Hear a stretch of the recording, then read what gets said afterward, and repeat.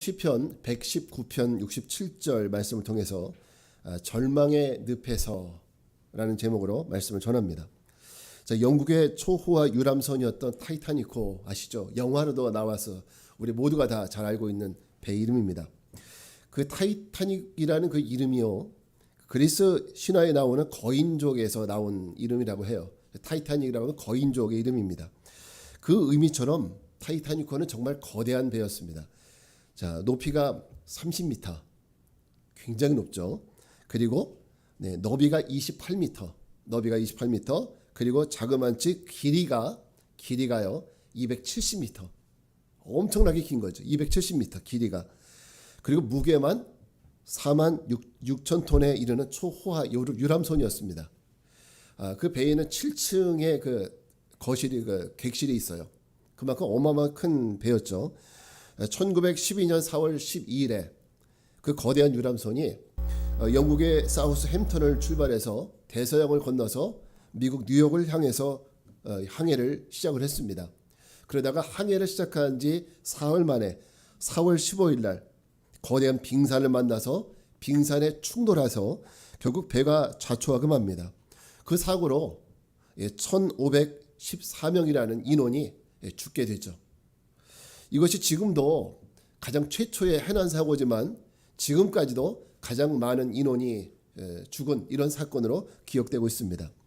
자, 이 배는 출발할 때만 하더라도 이런 사고를 전혀 예상하지 못했습니다.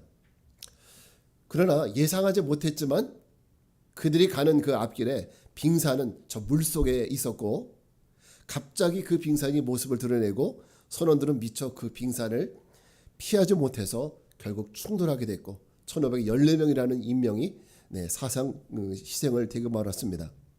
저는 이 타이타닉호의 이야기가 우리에게 주는 분명한 신앙생활에 주는 교훈이 있다고 생각을 합니다.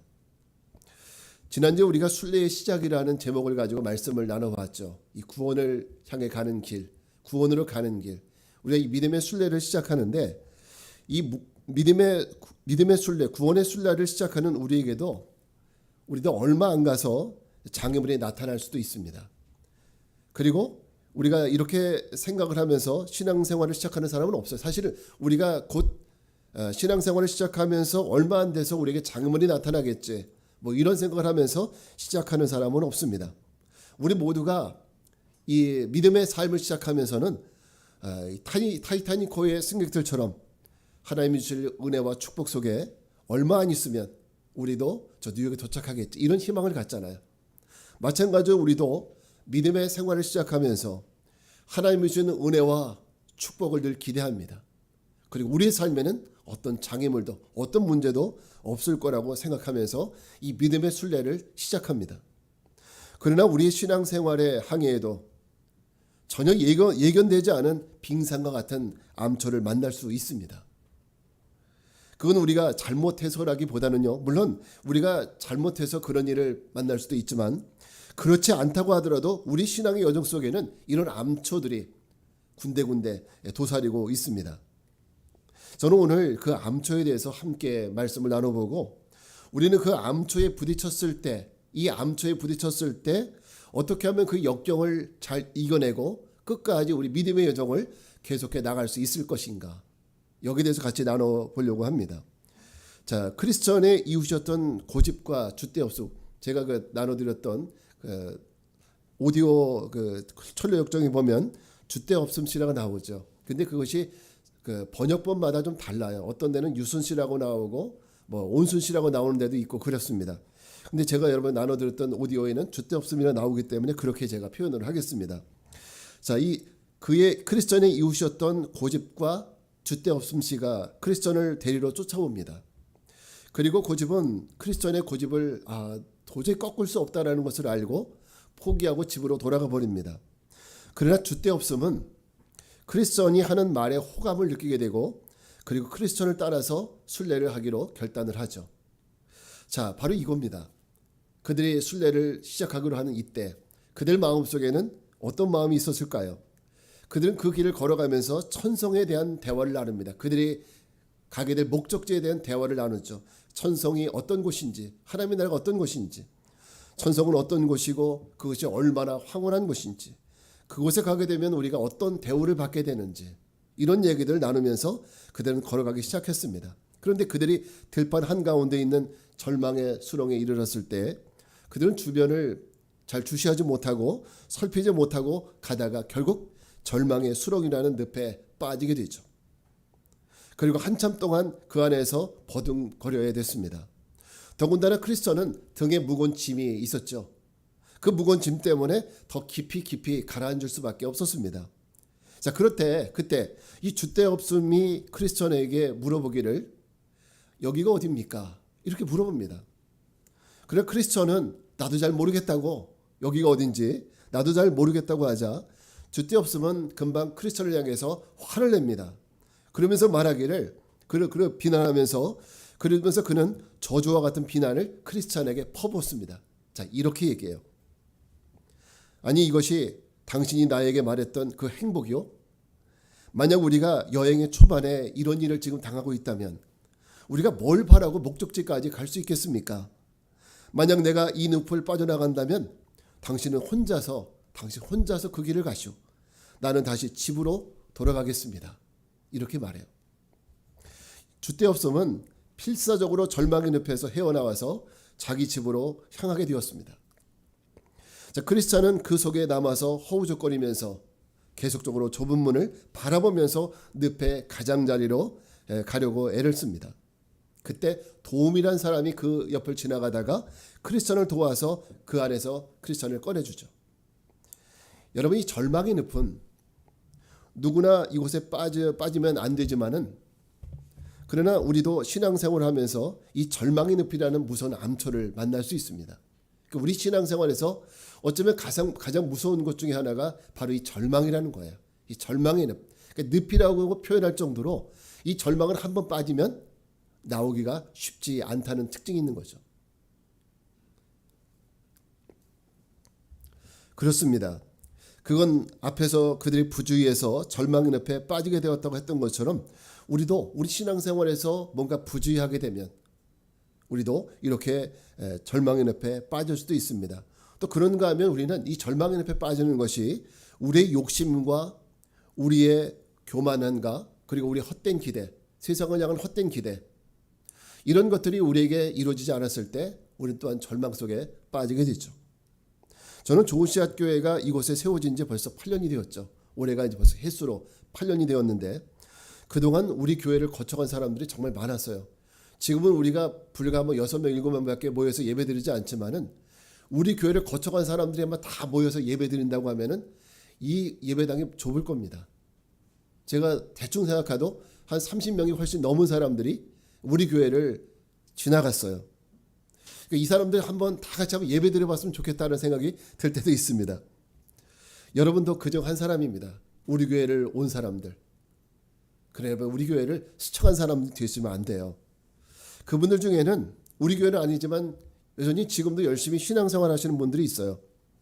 그러나 그렇지 못하고 이 절망의 늪에 빠져서 결국 이 철로역정에 나오는 줏대 없음 씨처럼 그 사람처럼 결국 이 믿음의 순례를 포기하고 옛날 과거의 모습, 자기가 나왔었던 그 절망의 도성으로 돌아가는 사람도 있었습니다.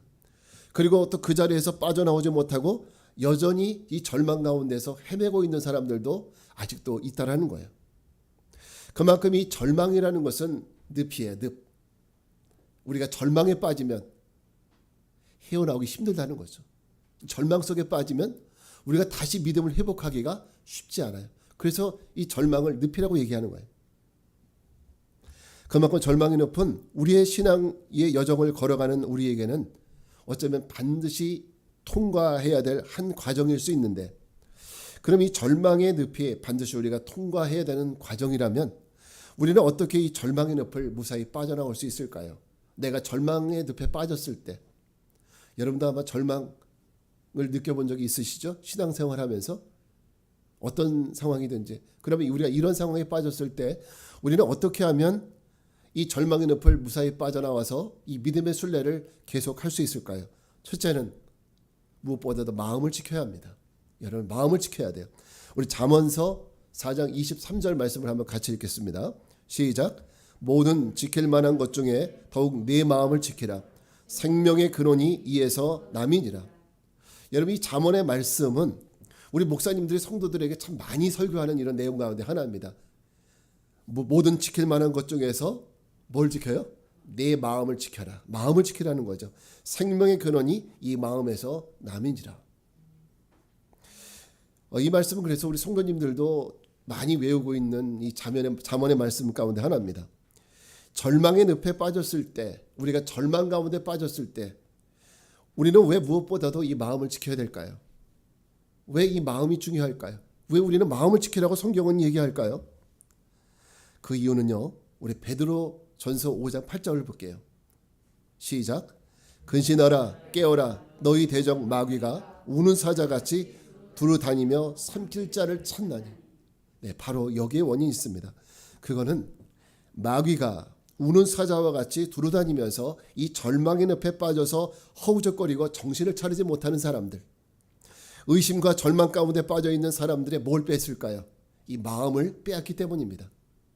마음을 쓰러뜨리면 사람은요, 이 마귀는요, 우리 육신을 쓰러뜨리기보다는, 물론 그럴 수도 있죠. 질병을 통해서 육신을 쓰러뜨릴 수 있지만은 마귀는 항상 사람의 마음을 붙잡고 마음을 쓰러뜨립니다. 마음에 절망을 심어주고, 마음이 쓰러지면 몸도 쓰러지고 다 쓰러지는 거예요. 믿음도 쓰러지고 다 쓰러지는 겁니다. 사단은 우리 안에서 의심과 절망의 마음을 줘서 사람의 마음을 빼앗아요. 저 구원을 향해 가는 이 순례의 마음, 이 믿음, 이 모든 것들 다 빼앗아 버리는 거예요. 그래서 마음을 지키는 것이 중요한 겁니다. 여러분, 오늘 이 주대없음 씨의 말을 다시 한번 들어보시기 바랍니다. 자, 이것이 당신이 나에게 말했던 행복이요? 만약 우리가 여행의 초반에 이런 일을 당하고 있는데 우리가 뭘 바라고 목적지까지 갈 수 있겠어? 여러분, 이 말 속에는 이미 사단이 주대없음 씨의 마음을 빼앗은 겁니다. 만약 내가 이 늪을 빠져나간다면 당신은 혼자서 그 길을 가시오. 나는 다시 집으로 돌아가겠습니다. 어떻습니까? 주대없음 씨는 완전히 그 마음을 사단에게 빼앗겨 버렸어요. 그는 절망의 늪에 빠지기 전까지는 크리스천이 말해준 하나님의 나라, 이 하나님의 나라 천성에 대한 꿈과 비전과 소망을 갖고 있었어요. 함께 그 얘기를 나누면서 나도 그곳에 가고 싶어. 나도 그곳에 가면 이렇게 하나님이 나를 대접해 주시겠지. 이런 꿈과 희망을 가지고 이 순례를 시작했습니다. 그곳에서 누릴 영광이 흠뻑 젖어 있었습니다. 그런데 절망의 늪에 빠지는 순간 그 즐겁고 행복했던 마음은 마귀에 의해서 절망과 슬픔으로 바뀌어버렸습니다.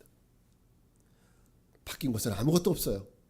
중요한 것은 그의 마음이 기대와 소망에서 절망과 슬픔으로 바뀐 것밖에 없습니다. 자, 무엇이 이렇게 바뀌게 만들었습니까? 사단이 그 마음을 이렇게 훔쳐버린 거죠. 여러분, 지금까지 수많은 그리스도인들이 주대없음 씨처럼 이 절망의 늪에서 허우적거리다가 얼마나 많이 신앙생활과 믿음의 삶을 포기하고 이 주대없음 씨가 절망의 도성, 장망성으로 다시 돌아갔던 것처럼 다시 옛날 과거의 죄의 모습으로 돌아갔는지 모릅니다. 얼마나 많은 사람들이 절망 가운데 믿음을 포기하고 다시 옛날에 우상 숭배하고 이런 죄악의 모습으로 돌아갔는지 몰라요. 얼마나 많은 사람들이 이 절망의 늪에서 믿음과 소망을 잊어버리고 믿음과 소망을 마귀에게 뺏겨버리고 절망과 슬픔 가운데 빠져 있는지 모릅니다. 그들의 잘못은 마음을 지키지 못한 거예요. 마음을. 여러분, 앞으로 얼마나 많은 그리스도인들에게 이런 일들이 반복돼서 일어날지 모릅니다. 이건 분명합니다. 많은 그리스도인들에게 이런 절망의 늪에 빠지는 일들은 계속적으로 일어날 거예요. 어쩌면 그 사람이 우리가 될 수도 있음을 절대 잊지 마시기 바랍니다. 어떤 분은 그러죠. 목사님, 저는 절대 걱정하지 마세요. 차라리 저 집사님이나 걱정하세요. 저는 괜찮아요. 그렇게 말할지 모르지만 그렇게 말했던 분들 중에서도 안타깝지만 믿음을 저버린 사람들이 참 많습니다. 여러분, 쉽게 우리 주변에서 그런 사람들 찾아볼 수 있어요. 여러분이 알고 있는 분들 중에서 또 우리와 함께 신앙생활했던 분들 중에서도 이 절망의 늪에서 지금 어떻게 됐는지 우리가 볼 수 있죠. 그만큼 이 절망의 늪에서 나는 괜찮다라고 자신할 수 없어요. 그러면 여러분, 오늘 나는 괜찮아, 나는 걱정 없어 이렇게 생각할 것이 아니라 오늘 우리의 마음을 어디에 두고 사느냐, 이게 중요한 겁니다. 우리의 마음을 어디에 두고 사느냐. 주때 없음 씨는 천성을 향한 순례를 시작했지만 계속적으로 그의 눈은 힐끔힐끔 어디를 바라봤는지 아십니까? 힐끔힐끔 자기가 떠나왔었던 그 도성을 바라보면서 여차하면 돌아갈 거라는 이런 마음으로 한 발은 멸망의 도성에 한 발은 저 천성을 향해서 이렇게 그 믿음의 삶을 시작했지만 여전히 그의 마음의 일부는 그가 떠나왔던 저 장막성에 있었습니다. 그래서 틈만 나면 그곳을 돌아보고 틈만 나면 돌아보고 조금만 힘들면 그곳을 돌아보게 되는 거죠. 여러분 마귀는 바로 그런 틈을 공략합니다. 우리들도 그렇습니다. 우리도 신앙생활하다가 내가 조금만 어려우면 어떻게 해요? 옛날에 그때가 좋았는데 옛날 쳐다보는 거 옛날 예수 믿기 전에 그때를 바라봅니다. 그래서 여러분의 마음을 빼앗아서 사단은 절망을 넣어주고 그 절망 가운데서 여러분의 믿음을 버리게 만드는 것이 이게 사단의 전략이에요. 사단의 전략. 그럼 우리의 마음은 우리의 마음을 어떻게 관리해야 될까요? 크리스찬이 그 해답을 주는 거예요. 크리스찬은 절망 가운데 빠졌지만 그의 마음을 계속적으로 어디에 두었습니까? 천성에 두는 거죠. 하나님 나라에 두는 거예요. 우리가 내가 나온 것 과거의 삶에 내 미련을 두고 살아왔던 이 모든 걸 다 버려야 돼요. 이제는 저 떠나왔던 곳 있죠. 내가 과거에 우상 숭배했던 그 자리, 이런 과거의 삶에 대한 미련을 이제 완전히 깨끗하게 정리하셔야 돼요. 그곳은 이미 이제는 38선이 그어졌다고 생각하세요. 38선이 그어졌다고. 북한 땅 이산가족도 가고 싶어도 못 가잖아요. 왜? 38선이 있으니까. 여러분 과거에 내가 있었던 그 자리 이제 돌아가고 싶어도 갈 수 없다. 한번 따라합시다. 우리의 옛 삶은 돌아가고 싶어도 돌아갈 수 없다. 우리는 이미 강을 건너왔다. 여러분 이제 절대 돌아갈 수 없어요. 옛날 삶은. 이 마음이 우리에게 있길 바랍니다. 그리고 우리의 마음을 어디에 두어야 되느냐? 우리의 마음을 저 하늘나라에 두셔야 돼요. 이제는 우리는 마음을 오직 하늘나라에 둘 수밖에 없어요. 그곳에 내 영혼의 쉼과 내 영혼의 구원이 있다고 믿고 그리고 그렇게 여기면서 그곳을 향해서 나가시기 바랍니다. 지금 눈앞에 보이지 않고 어쩌면 절망의 늪에서 허우적거릴 때라도 그 마음을 뺏기지 마십시오. 여러분 지금 절망의 늪에 빠져있다 할지라도 내 삶에 절망스럽더라도 절대 뒤를 돌아보지 마세요. 우리가 봐야 될 것은 뒤가 아니라 하나님 나라입니다. 그곳에 소망을 두고 그것을 바라봐야 우리 끝까지 믿음의 순례를 계속해 나갈 수 있습니다. 그러면 분명히 여러분 그 절망의 늪에서 빠져나와서 그 믿음의 순례를 계속하게 될 줄 믿습니다. 자, 두 번째 우리가 이 절망의 늪에서 이 구원의 순례를 계속할 수 있는 길은 방향을 잃지 말아야 합니다. 뭘 잃지 말아요? 방향입니다. 자, 우리 고린도전서 9장 26절부터 27절 말씀 같이 읽겠습니다. 시작. 그러므로 나는 다름질하기를 향방 없는 것 같이 아니하고 싸우기를 허공을 치는 것 같이 아니하며 내가 내 몸을 쳐 복종하게 함은 내가 남에게 전파한 후에 자신이 도리어 버림을 당할까 두려워함이로다. 아멘. 자, 사도 바울은 다름박질하기를, 여기서 다름박질이라는 것은 뭐 동네 애들이 조그만 애들이 막 뛰어노는 이런 얘기를 하는 것이 아니라 이 다름박질은 방향성이 있는 다름박질이에요. 목적지가 있는 다름박질입니다. 구원을 향한 순례를 얘기하는 겁니다. 그런데 사도 바울은 구원을 향한 이 순례의 다름박질을 향방 없이 하지 않는다 그랬어요. 그러니까 방향 없이 아무 곳이나 가지 않는다고 그랬어요. 즉 아무런 방향으로 마음 내키는 대로 마치 허공을 치듯이 그렇게 내가 다름박질 쳐 나가는 것이 아니라 분명한 방향을 갖고 목적지를 갖고 나간다는 거예요. 여러분 우리도 오늘 우리에게도 우리가 믿음의 순례를 시작을 했다면 내가 지금 어느 방향으로 가고 있는지 분명히 아셔야 돼요. 내가 동쪽으로 가는지 서쪽으로 가는지 남쪽으로 가는지 분명히 아셔야 돼요. 여러분 그거 알고 있습니까? 내가 어느 방향으로 나가고 있는지 이 방향이 분명하셔야 됩니다. 그래야 절대 그 방향을 잃어버리지 않아요. 항해를 하는 선원들이요, 망망대해에서 방향을 잃어버리면 어떻게 될까요? 그들은 방향을 잃어버리면 표류하게 되는 거예요. 길을 잃어버리면 표류하는 거죠. 그래서 그들은 만약에 그 기계 시스템이 망가질 때를 대비해서 한 가지 좋은 지식을 갖고 있는 것이, 만약에 그 방향의 나침판이 망가져도 그들은 하늘을 보면서 방향을 찾을 수 있다고 그래요. 뭘 보고? 북극성을 보면 그들이 어디로 가야 될지 알 수 있다고 합니다. 왜 그럴까요? 북극성은 절대 그 자리가 변하지 않아요. 항상 걔는 북쪽에 있어요. 여러분, 그렇습니다.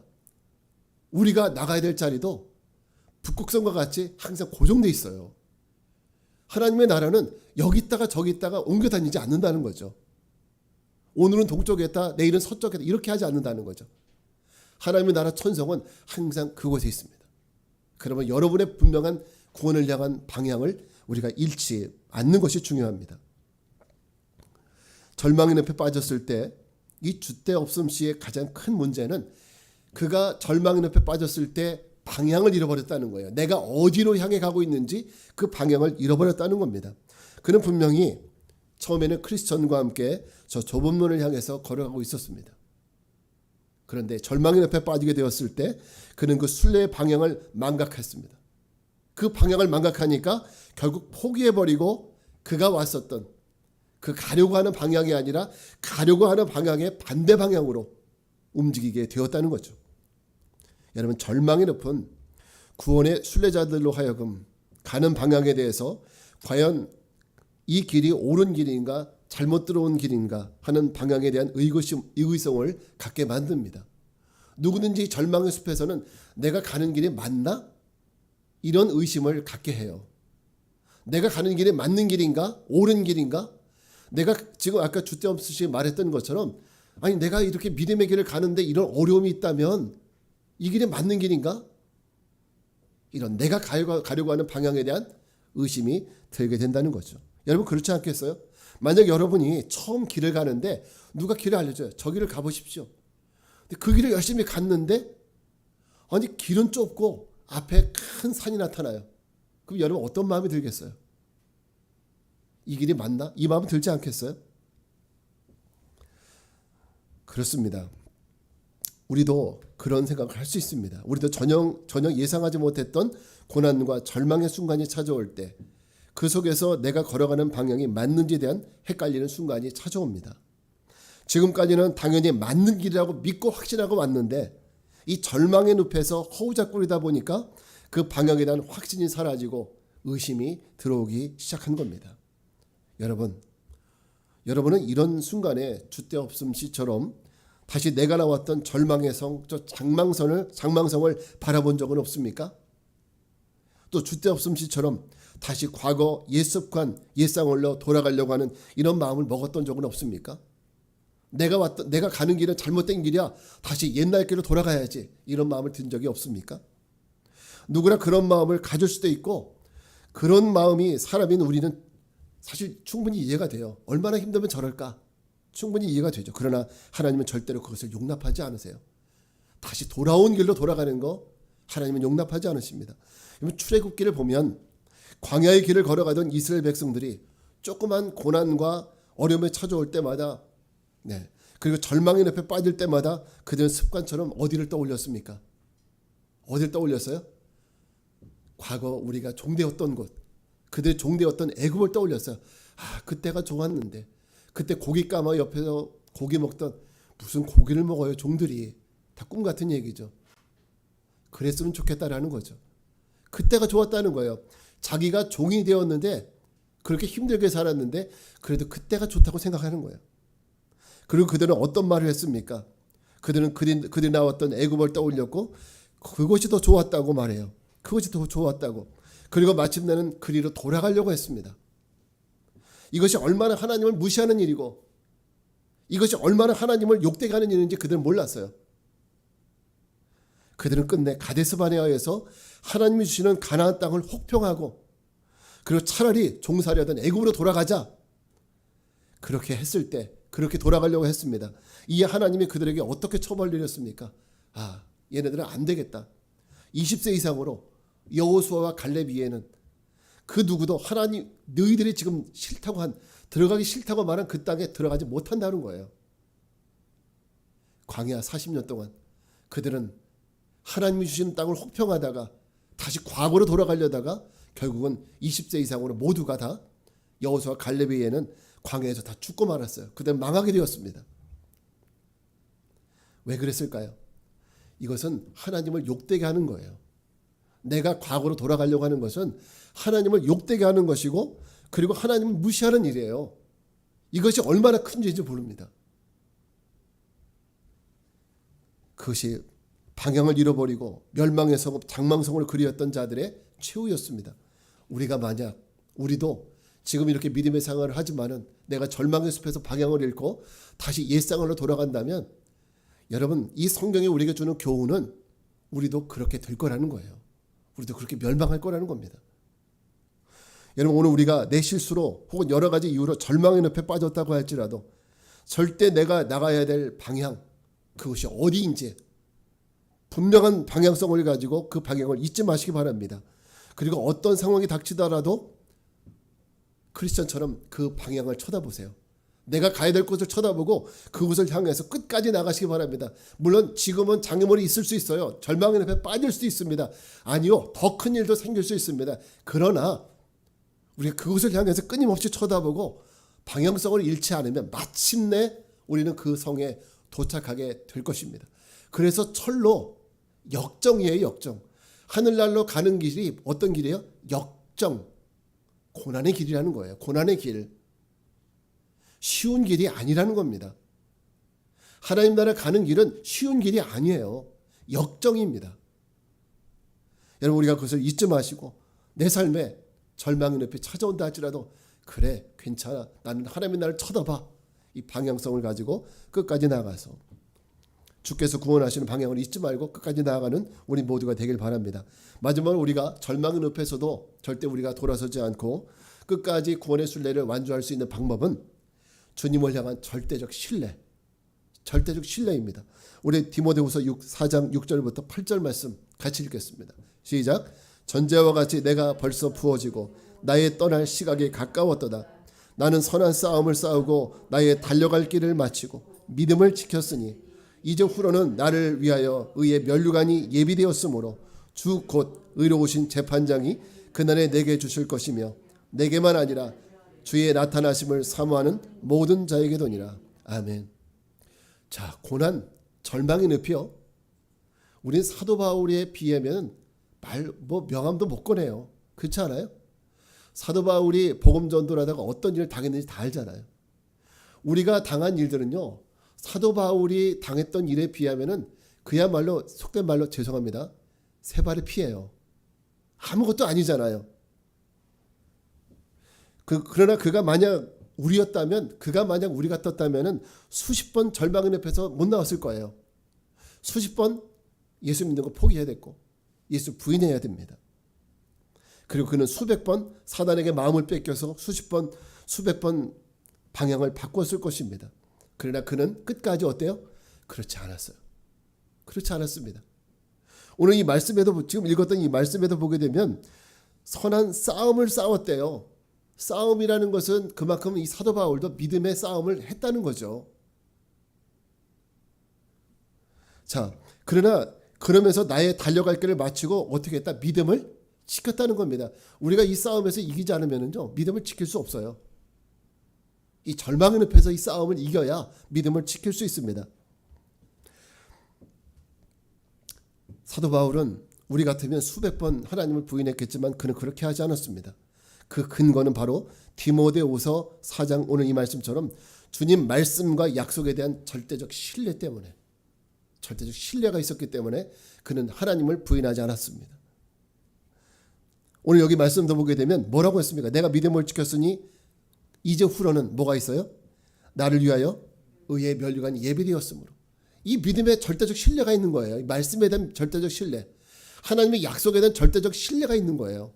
이 신뢰가 있으니까 100% 믿으니까 100%가 아니라 200%, 300%, 1000% 믿으니까 단 한 톨도 의심하지 않으니까 내가 절망 가운데 있어도 나가는 거예요. 근데 의심이 있으면 못 나가는 겁니다. 의심이 하나라도 있으면. 여러분 절망의 늪이라는 것이 어떤 것인지 아십니까? 크리스천이 왜 도움씨의 도움으로 절망의 늪에서 빠져나와서 이 도움에게 묻습니다. 아니 이 절망의 늪만 없으면 그죠?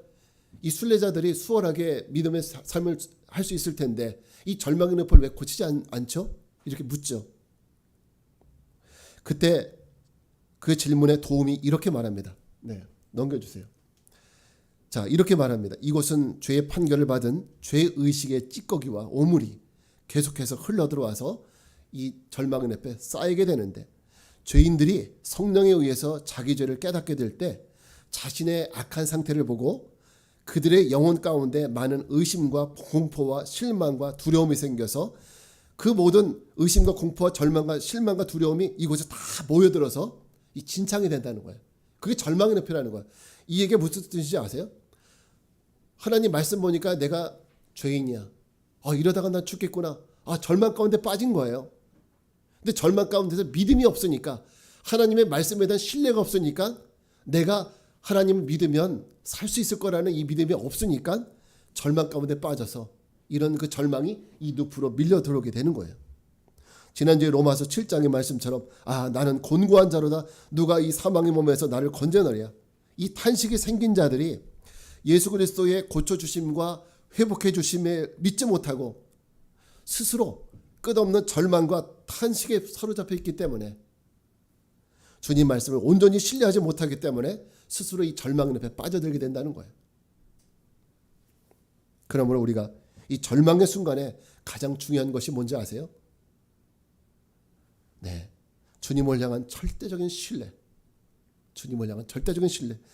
그 신뢰만이 이 절망과 어둠의 수렁을 빠져나갈 수 있는 가장 중요한 열쇠입니다. 자, 우리 시편 40편 1절부터 2절 말씀 한번 같이 읽어볼까요? 시작. 내가 여호와를 기다리고 기다렸더니 귀를 기울이사 나의 부르짖음을 들으셨도다. 나를 기가 막힐 웅덩이와 수렁에서 끌어올리시고 내 발을 반석 위에 두사 내 걸음을 견고하게 하셨도다. 지금 이 얘기는요, 다윗의 그 시편 고백은 지금 하나님이 이미 해주셨다는 것이 아니에요.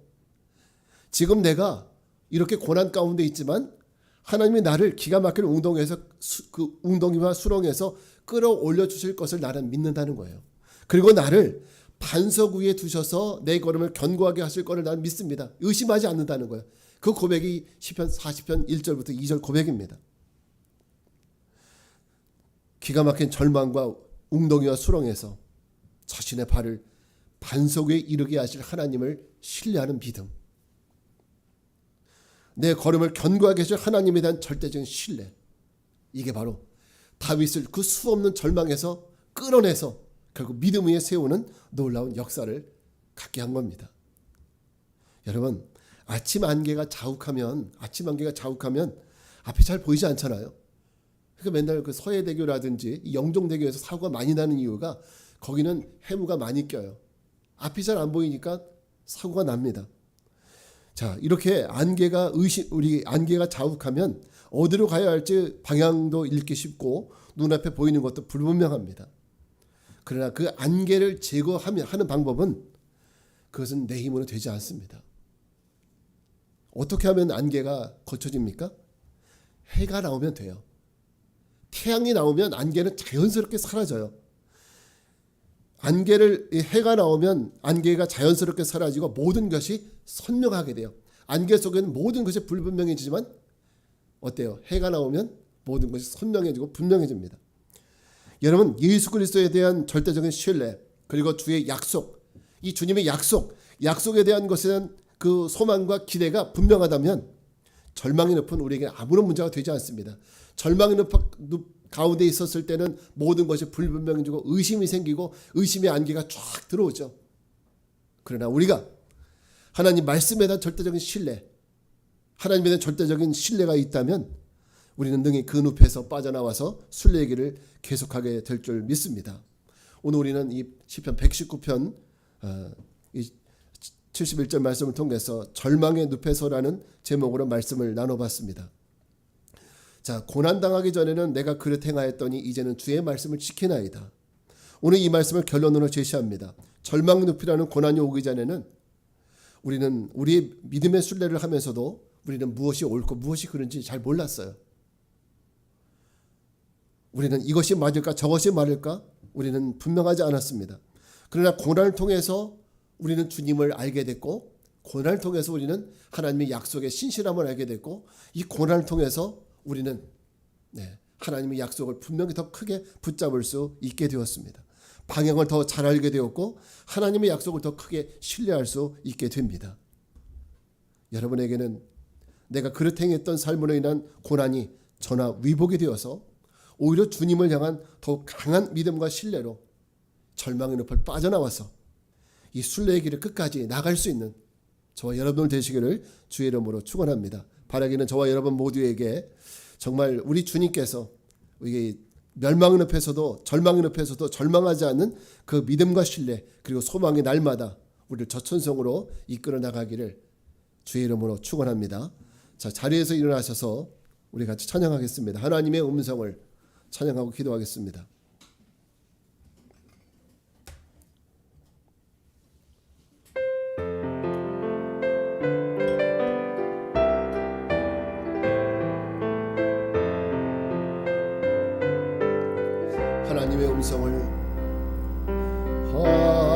하나님의 음성을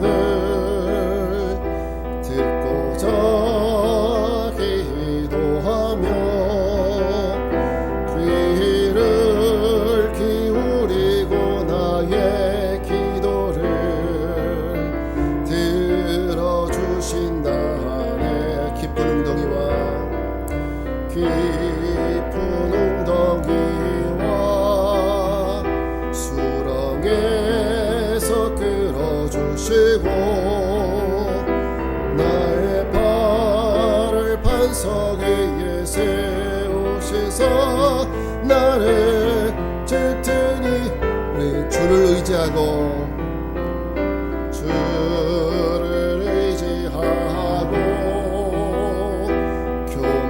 교만하지 않으면 거짓에 치우치지 아니하며 복이 있으리라.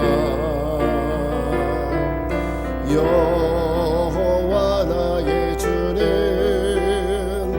크신 권능의 주라. 그의 크신 권능으로 우리들을 사랑하여 주시네. 새 노래로 부르자 랄라라. 하나님께 올릴 찬송을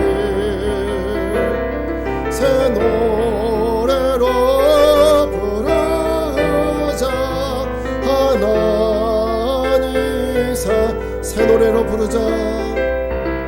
새 노래로 부르자 랄라라.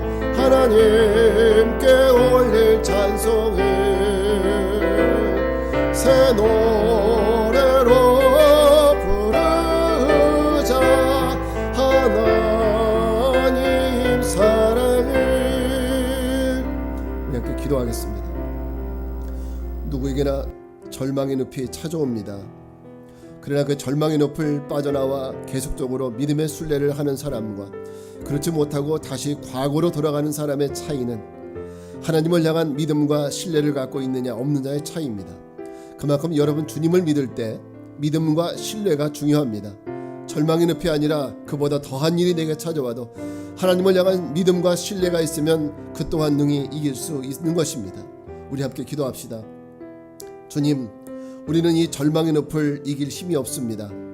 우리로 하여금 끝까지 주님을 의지할 수 있는 믿음, 주의 말씀과 약속에 대한 무너지지 않는 신뢰의 마음을 주셔서 절망의 늪도 통과할 수 있게 해달라고 우리 주님의 이름 한번 부르고 기도하겠습니다. 주여, 은혜로우신 아버지 하나님 감사합니다. 오늘 우리에게 은혜를 더하여 주시옵시고 이 절망의 늪이 우리에게 찾아왔을 때 우리가 넘어지거나 쓰러지거나 포기하거나 낙심하지 않도록 도와주시옵소서. 주님, 우리는 연약합니다. 아버지, 우리는 쉽게 무너집니다. 주님, 우리를 긍휼히 여겨주시기 원합니다. 지금도 아버지, 우리는 살아가기가 너무 쉽지 않습니다. 너무 힘이 듭니다. 너무 고단합니다. 하나님, 모든 것을 포기하고 싶습니다. 그러나 하나님, 우리에게 주님이 계시고 우리가 나가야 될 길은 분명하고 우리가 더 하나님을 믿고 의지하기에 하나님의 약속을 의지하기에 하나님, 우리는 절대 무너지지 않고 끝까지 나가길 원합니다. 주님, 우리를 긍휼히 여겨주시사 주님의 성령으로 우리를 강하게 붙들어 주시옵시고 주님이 나라에 이르는 그 순간까지 우리 모든 삶을 이끌어 주시옵소서. 하나님 나라에 이르게 하여 주시옵소서. 거룩하신 주님, 이 순간이 우리에게 너무 힘이 듭니다. 정말 모든 것을 놓아버리고 싶을 정도로 아픔과 괴로움이 있습니다. 그러나 내가 예수 그리스도를 믿고 주님을 향한 신뢰가 무너지지 않도록 우리 주님께서 나를 붙들어 주실 것을 믿기 때문에 오늘 이 순간도 나의 환경이 아니라 주님을 바라봅니다. 내가 처해 있는 이 상황이 아니라 하나님의 나라를 바라봅니다. 이 순간도 낙심하지 않고 주님만 바라봅니다. 주여 우리에게 은혜를 베푸시고 이 절망의 늪에서 빠져나가 하나님의 나라를 향한 이 순례의 길을 계속 걸어갈 수 있도록 도와주시옵소서. 지금은 성부 성자 성령 삼위일체 하나님의 은혜와 평강이 절망의 늪에서도 믿음과 신뢰로 붙들어 주실 것을 믿고 세상을 향해 나가는 성도들 위해 이제로부터 영원까지 함께하옵시기를 간절히 축원하옵나이다. 아멘. 오 주님, 주님을 찬양합니다. 오 주님, 우리와 함께하옵소서. 하나님의 은혜가 우리 모든 성도들의 삶을 지켜주시고 하나님의 한 주간 동안 하나님과 함께하십니다.